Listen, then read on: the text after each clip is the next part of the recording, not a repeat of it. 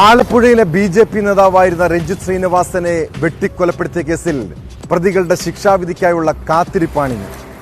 പ്രതികൾക്ക് വധശിക്ഷ നൽകണമെന്നാണ് പ്രോസിക്യൂഷന്റെ ആവശ്യം. അപൂർവങ്ങളിൽ അപൂർവമായ കേസായി കാണരുതെന്ന് പ്രതിഭാഗം കോടതിയിൽ വാദിച്ചു. കേസ് വ്യാഴാഴ്ച വീണ്ടും പരിഗണിക്കുമ്പോൾ പ്രതികളുടെ മാനസികാരോഗ്യനില റിപ്പോർട്ട് സമർപ്പിക്കാൻ കോടതി നിർദ്ദേശം നൽകിയിട്ടുണ്ട്.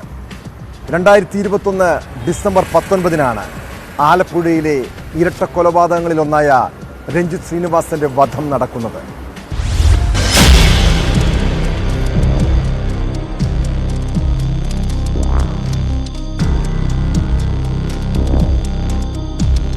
ബി.ജെ.പി. നേതാവും അഭിഭാഷകനുമായ രഞ്ജിത്ത് ശ്രീനിവാസനെ കൊലപ്പെടുത്തിയ കേസിൽ SDPI പോപ്പുലർ ഫ്രണ്ട് പ്രവർത്തകരായ 15 പേരും കുറ്റക്കാരാണെന്ന് മാവേലിക്കര അഡീഷണൽ സെഷൻസ് കോടതി ശനിയാഴ്ച കണ്ടെത്തിയിരുന്നു. വിധി പറയുന്നതിന് മുൻപായി പ്രതിഭാഗത്തിന്റെയും പ്രോസിക്യൂഷന്റെയും ഭാഗം കോടതി കേട്ടു. വധശിക്ഷ നൽകരുതെന്നായിരുന്നു പ്രധാനമായും പ്രതിഭാഗത്തിന്റെ വാദം. രാഷ്ട്രീയ കൊലപാതകമായതിനാൽ അപൂർവങ്ങളിൽ അപൂർവമായ കേസായി പരിഗണിക്കരുത്.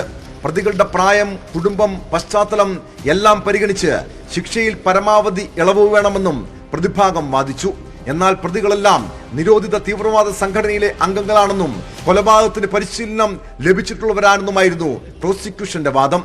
പുറത്തിറങ്ങിയാൽ നാടിനാപത്താണ്, അതുകൊണ്ട് വധശിക്ഷ നൽകണം. അതിൽ രഞ്ജിത്ത് ശ്രീനിവാസനെ പുരയ്ക്കകത്ത് കയറി കൊലപ്പെടുത്താൻ നേതൃത്വം കൊടുത്ത 1 മുതൽ 8 വരെ പ്രതികൾക്ക് 302 എന്ന് പറയുന്ന കൊലപാതക കുറ്റം നേരിട്ട് തെളിയാൻ സാധിച്ചിട്ടുണ്ട്. അതേപോലെ തന്നെ 9 മുതൽ 12 വരെ പ്രതികൾ, അകത്ത് കയറിയ 1 മുതൽ 8 വരെ പ്രതികൾക്ക് സഹായികളായി പുറത്തു നിന്ന 9 മുതൽ 12 വരെ പ്രതികളെ ഇന്ത്യൻ ശിക്ഷാ നിയമം 149 വകുപ്പിന്റെ സഹായത്തിൽ അവർക്കെതിരെയും കൊലക്കുറ്റം തെളിഞ്ഞിട്ടുള്ളതായി കോടതി കണ്ടെത്തി കഴിഞ്ഞു. അതേപോലെ തന്നെ ഈ കൊലപാതകത്തിന് ഗൂഢാലോചനയ്ക്ക് നേതൃത്വം കൊടുത്ത 13, 14, 15 പ്രതികൾ, അവരെയും ക്രിമിനൽ കോൺസ്പിറസി എന്ന് പറയുന്ന ഗൂഢാലോചനയും കൊലപാതക കുറ്റത്തിന്റെയും സഹായത്തിൽ 302 വകുപ്പ് പ്രകാരമുള്ള കുറ്റകൃത്യം അവർക്കെതിരെയും തെളിഞ്ഞിട്ടുള്ളതായി കോടതി കണ്ടെത്തി. പ്രതികളെ ഓൺലൈനായിട്ടാണ് കോടതിയിൽ ഹാജരാക്കിയത്. കേസ് വീണ്ടും പരിഗണിക്കുന്ന വ്യാഴാഴ്ച കോടതി പ്രതികളെ നേരിട്ട് കേൾക്കും. ഇവരുടെ മാനസികാരോഗ്യ റിപ്പോർട്ടും ഹാജരാക്കാനും കോടതി നിർദ്ദേശം നൽകി. OBC മോർച്ച സംസ്ഥാന സെക്രട്ടറി ആയിരുന്ന രഞ്ജിത്ത് ശ്രീനിവാസൻ 2021 ഡിസംബർ 19 കൊല്ലപ്പെട്ടത്. പാർട്ടിയുടെ ഒരു സംസ്ഥാന നിലവാരത്തിൽ പ്രവർത്തിക്കുന്ന ഒരു നേതാവിനെ അതിക്രൂരമായി കൊലപാതകം ചെയ്ത് കേരളത്തിലെ ഒരു വർഗീയ കലാപത്തിന് കോപ്പുകൂട്ടാനുള്ള ഒരു അന്തരീക്ഷമാണ് സൃഷ്ടിച്ചത്. ഏതായാലും പോപ്പുലർ ഫ്രണ്ടിനെ ഭാരത ഗവൺമെന്റ് നിരോധിച്ചു എന്നുള്ളതുകൊണ്ട് അക്കാര്യത്തിൽ കേരളം രക്ഷപ്പെട്ടു.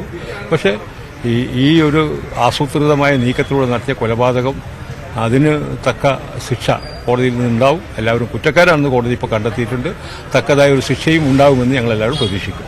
വയലാറിൽ RSS പ്രവർത്തകനായ നന്ദു കൊല്ലപ്പെട്ടതിന് തുടർച്ചയായിട്ടാണ് SDPI സംസ്ഥാന സെക്രട്ടറി ആയിരുന്ന KS ഷാനും മണിക്കൂറുകൾക്കകം രഞ്ജിത്ത് ശ്രീനിവാസനും കൊല്ലപ്പെടുന്നത്. രഞ്ജിത്ത് ശ്രീനിവാസന്റെയും നന്ദുവിന്റെയും കൊലപാതകങ്ങളും പോപ്പുലർ ഫ്രണ്ട് നിരോധിക്കാനുള്ള കാരണങ്ങളിലൊന്നാണ്.